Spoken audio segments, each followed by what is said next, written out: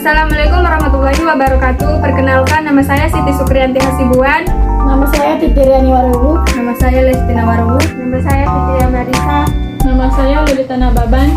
Kami di sini ingin mempresentasikan tentang koloid dalam bentuk praktikum pembuatan agar-agar.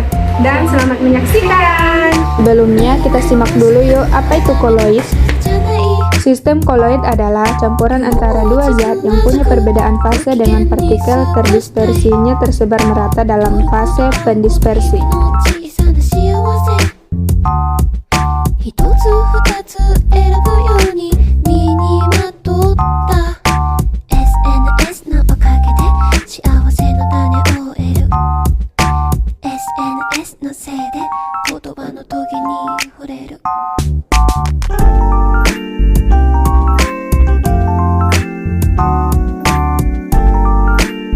Pertama-tama, tuang gula dalam wajan.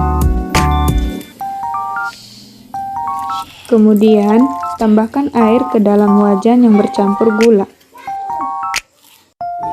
Dan nyalakan kompor.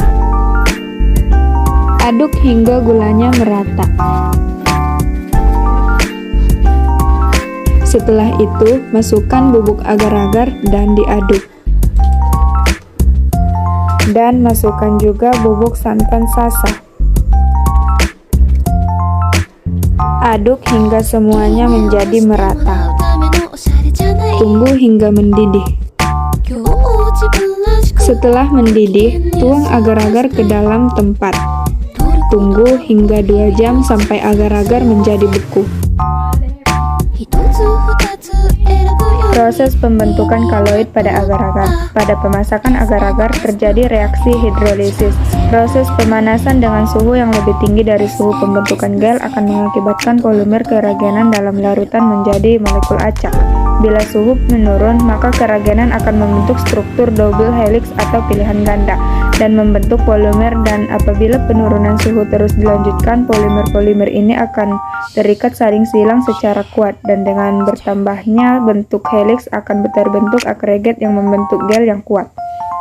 Selanjutnya, sifat koloid pada agar-agar. Sifat koloid pada agar-agar.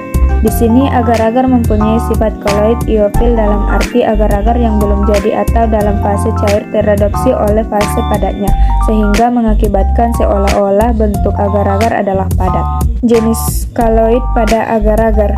Agar-agar termasuk koloid jenis gel. Gel merupakan jenis koloid yang terbentuk dari campuran zat padat dan zat cair. Gel tersebut karena fase terdispersi mampu mengadsorpsi medium pendispersinya. Mengapa agar-agar disebut koloid? Agar-agar disebut koloid karena dalam proses pembuatannya terbentuk struktur gel yang tercipta ketika dipanaskan di dalam air.